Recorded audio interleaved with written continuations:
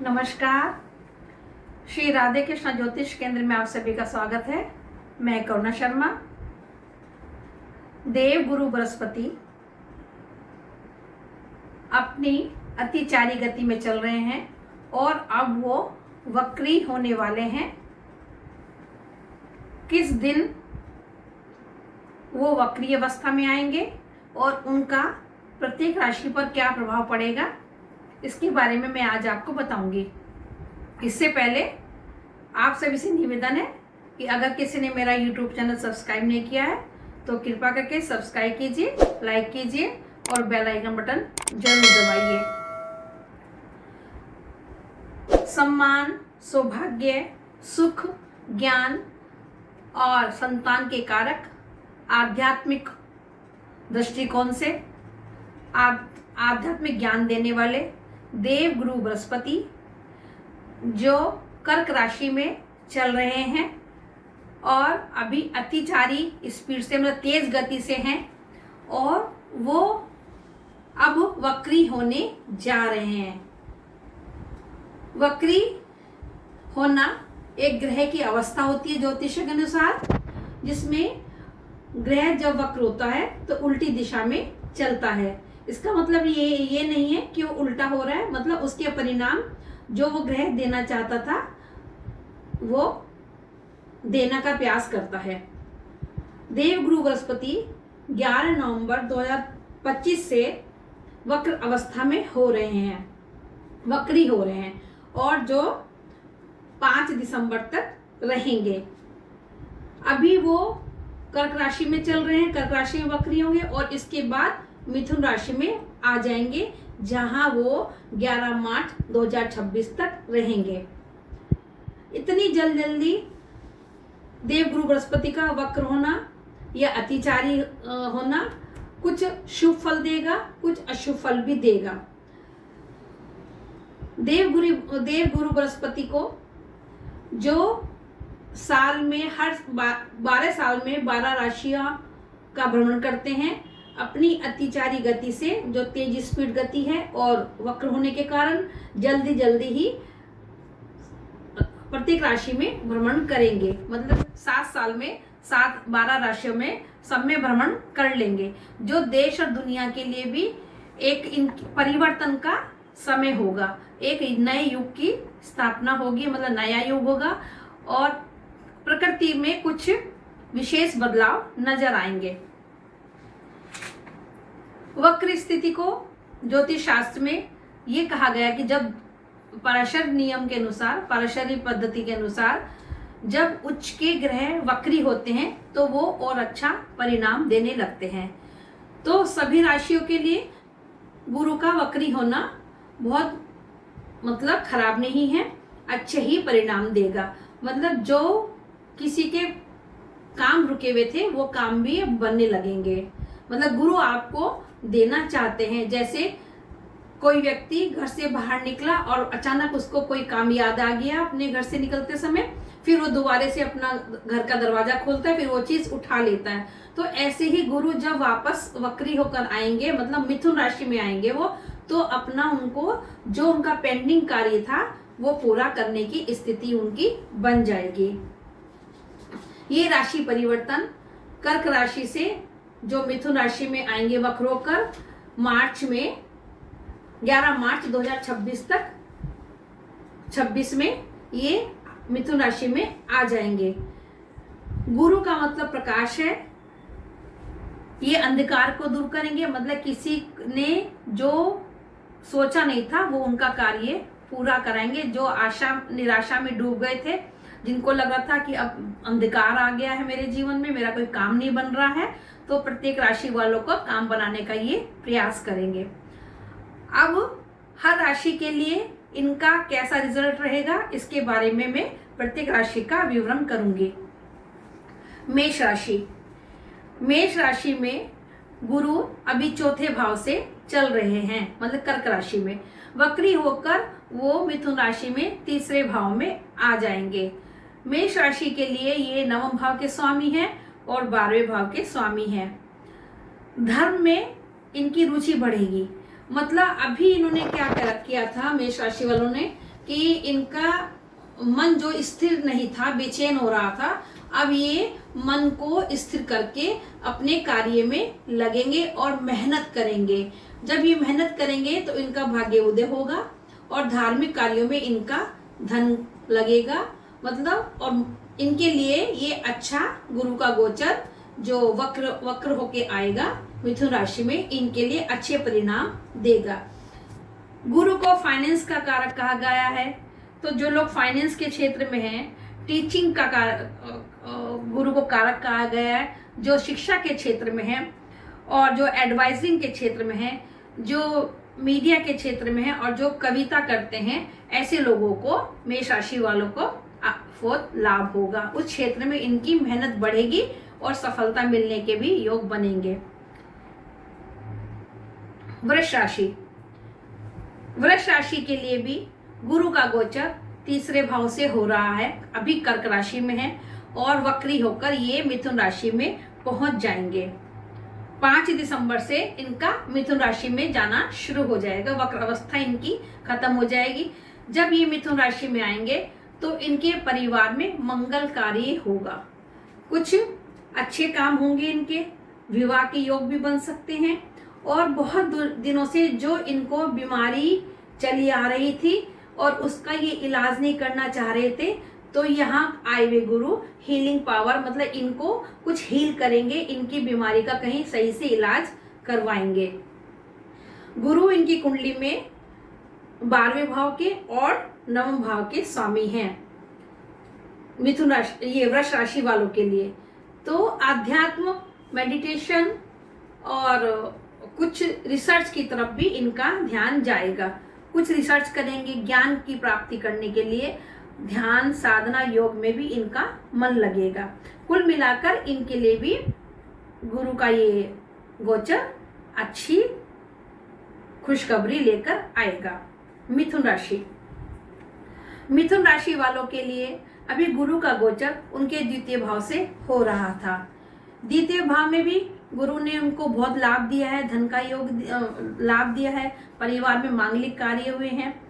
अब उनके राशि से ही गुरु का गोचर होगा, मिथुन राशि से ही इनका प्रभाव क्षेत्र बढ़ेगा, पर्सनैलिटी में निखार आएगा। जो इनके अटके हुए कार्य थे, शिक्षा के भी और विवाह के भी, तो ये भी काफी हद तक संभावना इस कार्य की बनती है। लोगों से मिलेंगे ये लोगों से इनका जो है, जब मिलना जुलना होगा तो इनका इंप्रेशन बढ़ेगा और लोग इनको पसंद भी करेंगे। भाग्य उदय भी होगा इनका। कुल मिला के इनके लिए भी राशि से गुरु का गोचर अच्छा ही रहेगा। कर्क राशि, कर्क राशि वालों का गुरु का गोचर उनकी भी राशि से ही हो रहा था, अब वो वक्री होकर उनके 12वें भाव में जाएंगे। 12वें भाव में गुरु का गोचर उनको आध्यात्मिक क्षेत्र में सफलता देगा। जब अभी तक ये अपने ही कार्यों में लगे हुए थे, अब ये दूसरों के बारे में सोचेंगे, दूसरों को लाभ पहुंचाएंगे। गुरु इनका 9वें भाव का स्वामी भी है और इनका गुरु जो है 9वें भाव का स्वामी है और 6ठे भाव का भी स्वामी है। कुछ बीमारियों पे पैसा खर्च हो सकता है इनका, तो थोड़ा हेल्थ का ध्यान रखें। और यात्रा इनकी बढ़ेगी, धार्मिक यात्रा विशेष रूप से, जो ये बहुत दिन से किसी तीर्थ पे जाने की सोच रहे थे और फिर इनका बनता हुआ प्रोग्राम था तीर्थ पे जाने का, वो रुक गया है, तो अब इनकी तीर्थ यात्राएं भी काफी हद तक बढ़ेंगी। सिंह राशि, सिंह राशि वालों का के लिए गुरु का गोचर उनके 12वें भाव से हो रहा था कर्क राशि में। अब वो 5 दिसंबर के बाद वक्री अवस्था से निकलकर मिथुन राशि में आ जाएंगे, तो इनका 11वें भाव से गोचर होगा, जहां वो 96 दिन तक रहेंगे, मतलब मार्च तक। तो गुरु इनकी कुंडली में 9वें भाव के स्वामी हैं और 8वें भाव के स्वामी हैं। जो नौकरी में इनको परेशानी आ रही थी, क्योंकि इनकी ढैया भी चल रही है, जिसके कारण इनके मन में चिंताएं बहुत बढ़ी हुई थी और नौकरी में भी परेशानी आ रही थी, दूसरे लोगों से भी दिक्कत हो रही थी, वो सब अब इनकी सही होने वाली है, क्योंकि 11वें भाव में गुरु का गोचर अच्छा ही परिणाम देता है। संतान सुख की भी प्राप्ति हो सकती है। जो संतान चाहते हैं उनको संतान की सुख की प्राप्ति होगी। भाई बहनों से उनके संबंध अच्छे बनेंगे, उनसे लाभ होगा उनको। और अगर व्यापार करना चाह रहे हैं या शादी करना चाह रहे हैं तो उसमें भी अब उनको लाभ होने की स्थिति बन रही है। मतलब गुरु जो उनका पेंडिंग कार्य था, सभी राशि वालों का जो छूट गया था और बीच में रहने के कारण वो आगे नहीं बढ़ रहे थे, अब वो पेंडिंग कार्य पूरा करने वाले हैं। क्योंकि वक्र अवस्था उल्टी दिशा में जब आते हैं ग्रह, तो फिर वो उनका जो छूटा हुआ कार्य था उसको पूर्ण करेंगे। जितनी भी राशियों के कोई पेंडिंग कार्य थे वो अब पूरे होने वाले हैं। कन्या राशि, कन्या राशि वालों के लिए गुरु का गोचर अभी तक 11वें भाव से हो रहा था कर्क राशि में, अब वो वापस मिथुन राशि में आएंगे। मिथुन राशि में गुरु का गोचर अच्छा है, मांगलिक कार्य होंगे, इनके घर में सुख संपत्ति आएगी। अगर इनका कोई मकान बनाने का विचार था और अभी टल गया था तो अब वो इनका कार्य पूरा होगा और ये उस क्षेत्र में आगे बढ़ेंगे। खुशियों के काम इनके घर में होने वाले हैं और धन का भी आगमन होगा। कुल मिला के कन्या राशि वालों के लिए भी गुरु का गोचर अच्छा ही है 10वें भाव से। जबकि काल पुष्टि कुंडली में 10वें भाव में मकर राशि होने के कारण तो गुरु की स्थिति को मकर राशि में अच्छा नहीं माना जाता है। लेकिन ऐसा नहीं है, अगर ये धर्म क्षेत्र से जुड़े रहेंगे, धार्मिक कार्य करेंगे और अपने कार्य क्षेत्र में लोगों की मदद करेंगे तो गुरु उनको सपोर्ट करेंगे। तुला राशि, तुला राशि वालों के लिए गुरु का गोचर उनके 10वें भाव से हो रहा है और अब ये वक्री होकर 9वें भाव में आ जाएंगे। गुरु इनकी कुंडली में 3रे भाव का स्वामी है और 12वें भाव के स्वामी हैं। धार्मिक क्षेत्र में अब इनका मन लगेगा। दान धर्म सेवा दान दक्षिणा में इनकी इच्छा बढ़ेगी, रुचि बढ़ेगी और सारे शुभ कार्यों में इनकी जितने भी मतलब धर्म से जुड़े हुए कार्य हैं, अगर ये कोई संस्था से जुड़े हैं या संस्था चलाते थे, अब वो बीच में इनका मन हट गया था तो वो भी कार्य इनके पूरे होंगे। वृश्चिक राशि, वृश्चिक राशि वालों के लिए अभी गुरु का गोचर 9वें भाव से हो रहा है। इसके बाद वक्री अवस्था से होकर वक्र होकर वो 8वें भाव में आएंगे, मिथुन राशि में आएंगे, 8वें भाव से गोचर करेंगे जहां वो मार्च तक रहेंगे। अभी तक जब 9वें भाव में गोचर हो रहा तो उनका सारा मन धार्मिक क्षेत्र में लगा हुआ था और अपनी पर्सनैलिटी निखारने पे लगा हुआ था अभी तक। और संतान सुख का भी उनको पूरा सहयोग था, संतान सुख भी मिल रहा था उनको और शिक्षा के क्षेत्र में भी उनको अच्छा ज्ञान प्राप्त हो रहा था। मतलब कुल मिला के अच्छा था। अब 8वें भाव में गुरु का गोचर बहुत अच्छा नहीं माना जाता है, इसको असुर योग बोलते हैं, जिसके कारण 8वें भाव में गुरु जाकर जिस उस व्यक्ति को मतलब थोड़ा सा चालाक बनाते हैं, अच्छे कार्यों में लगने नहीं देते। अगर वो 8वें भाव के गुरु को ध्यान साधना योग आध्यात्मिक क्षेत्र में लगाएं तो ये गुरु अच्छा फल देने लगता है। अगर वो यहाँ बैठा हुआ गुरु अपनी दूसरों की मतलब बुराई करके आगे बढ़ना या दूसरों को नुकसान करके आगे बढ़ना ऐसा सिखाता है, अगर वो इन सब चीज़ों से हटेंगे मतलब बुराई की तरफ ना जाके अच्छे कार्य करेंगे तो यही बैठा हुआ गुरु 8वें भाव में जो गुरु है अच्छे परिणाम देने लगता है। धन के योग बढ़ेंगे और मांगलिक कार्य भी होंगे। इन सब के लिए गुरु अच्छा है, लेकिन थोड़ा सा अपने आप को इनको आध्यात्म मतलब अपनी बुरी आदत को छोड़कर, बुरी जो नेचर है स्वभाव है उसको छोड़कर अच्छी संगति में या अच्छी कामों में लगाएंगे तो ये 8वें भाव का गुरु अच्छे परिणाम देने लगेगा। धनु राशि, धनु राशि में का जो है ये गुरु का गोचर 8वें भाव से हो रहा था, जो बहुत शुभ तो नहीं था, बीमारी भी दे रहा था, इनको परेशान कर रहा था और यहाँ पर भी वो इनको उलझने पैदा कर रहा था। अब वो वक्री अवस्था से निकलकर जब सप्तम भाव में जाएंगे तब इनको ये गुरु संभालेंगे। जो परेशानियां आ रही थी वो सब दूर होंगी, कार्य क्षेत्र बढ़ेगा इनका, आध्यात्मिक उन्नति के साथ साथ इनको थोड़ा लाभ होगा हर क्षेत्र में, और व्यापार में वृद्धि होगी, विवाह के योग भी बनेंगे। अगर कोई विवाह करना चाह रहा है तो ये सप्तम भाव का गुरु धनु राशि वालों के लिए विवाह के लिए भी शुभ रहेगा। वाद विवाद से बचें और अपना बीमारी का भी ख्याल रखें, अपने हेल्थ का ध्यान रखें। किसी भी बीमारी से इनको थोड़ा सा नुकसान हो सकता है।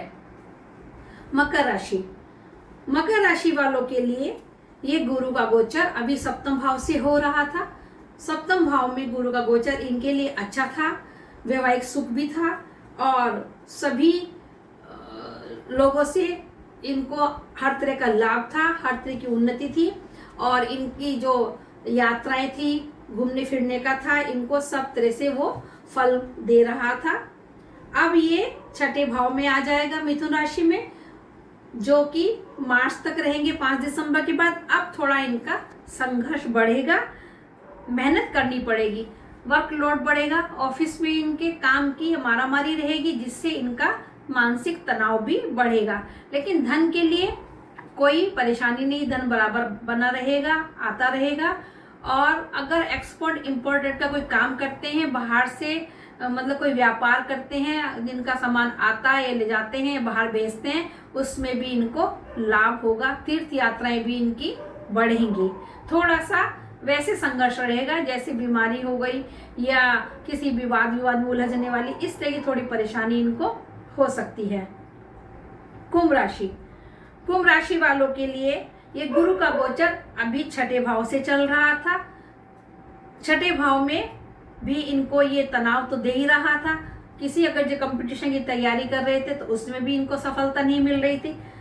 अब इनका 5 दिसंबर के बाद से वक्र होकर गुरु मिथुन राशि में आ जाएंगे, तो जो इनके पंचम भाव से गुजरेंगे। पंचम भाव में गुरु के आने के बाद इनको हर तरह का लाभ होगा, पर्सनैलिटी में निखार आएगा, भाग्य उदय करेंगे इनका और अपने बड़े भाई बहनों से, मित्रों से, दोस्तों से भी इनको लाभ होगा। पंचम भाव में गुरु के आने के बाद इनका जो पेंडिंग कार्य थे वो सब धीरे धीरे पूरे होने लगेंगे। मीन राशि, मीन राशि वालों के लिए गुरु का गोचर पंचम भाव से हो रहा था। जो कर्क राशि में चल रहे थे इनके लिए तो अच्छा ही था। पंचम भाव में गुरु का गोचर इनके लिए अच्छा था, जो इनका भाग्य उदय कर रहा था और खुद लग्नेश होकर इनके उच्च के पंचम भाव में चल रहे थे। मतलब शिक्षा के क्षेत्र में, पढ़ाई के लिए इनके लिए बहुत अच्छा रिजल्ट ये गुरु दे रहे थे, हर तरह का लाभ इनको मिल रहा था। अब वो वक्री होकर इनके चतुर्थ भाव से निकलेंगे। चतुर्थ भाव में भी गुरु का गोचर इनके लिए अच्छा ही परिणाम लेकर आएगा। यहाँ पर मांगलिक कार्य होंगे इनके, और अगर ये बाहर जाना चाहते हैं किसी भी कार्य के लिए तो इसमें विदेश यात्रा का भी इनका योग बनेगा, बाहर जा सकते हैं। हर तरह से इनको गुरु, मीन राशि वालों को गुरु का गोचर कर्क में भी फायदा कर रहा था और मिथुन राशि में भी आने के बाद फायदा करेगा। अब मैं आपको सभी राशियों के लिए उपाय भी बताऊंगी। गुरु को जीव कहा गया है। गुरु एक भारी ग्रह है, जहाँ बैठते हैं वहाँ इनका प्रभाव रहता है, भारीपन रहता है। अगर ये गुरु की शरण में रहें तो सभी राशि वालों को इसका लाभ होगा। आध्यात्म से जुड़े रहें, मंदिर, तीर्थस्थल, मंदिरों की सेवा करें, तीर्थस्थल में जाएं, प्रतिदिन मंदिर जाएं, तीर्थों पे जाएं, गंगा स्नान करें, सभी तरह के धार्मिक अनुष्ठान करें तो इनको इससे लाभ होगा। अपने व्यवहार में सदाचार रखें, अनुशासन में रहें, क्योंकि गुरु चाहते हैं कि अनुशासन में रहें। अगर अनुशासन बिगड़ता है तो गुरु भी कुंडली में बिगड़ते हैं, तो गुरु को ठीक करने के लिए अनुशासित रहे, व्यवहार अच्छा रखें। गुरु को एक सलाहकार कहा गया है। उच्च का गुरु होने के बाद बिना किसी को कुछ पूछे बिना अपनी तरफ से कोई सलाह ना दे, अगर कोई सलाह मांगे तभी सलाह दे। विष्णु सहस्त्र नाम का पाठ जरूर करें, क्योंकि गुरु अपने आप में ही देवतुल्य हैं और दूसरा मिथुन राशि में आने के बाद जो बुध है, बुध भी विष्णु जी का स्वरूप है, तो विष्णु सहस्त्र नाम का पाठ करने से गुरु ठीक स्थिति में रहते हैं, जो कुंडली में गड़बड़ भी होते हैं। जो फाइनेंस से जुड़े लोग हैं, जो टीचिंग से जुड़े लोग हैं, जो शिक्षा के क्षेत्र में हैं, उन सभी लोगों को इसमें लाभ होगा। अगर हम 5 मुखी या 10 मुखी रुद्राक्ष पहनते हैं तो भी गुरु का हम लाभ उठा सकते हैं, वक्री गुरु का। इन सब उपायों को अगर हम करते रहेंगे तो ये वक्री गुरु हमारे लिए शुभता लेकर आएंगे। इसके साथ ही मैं आज का एपिसोड विराम करती हूँ। नमस्कार।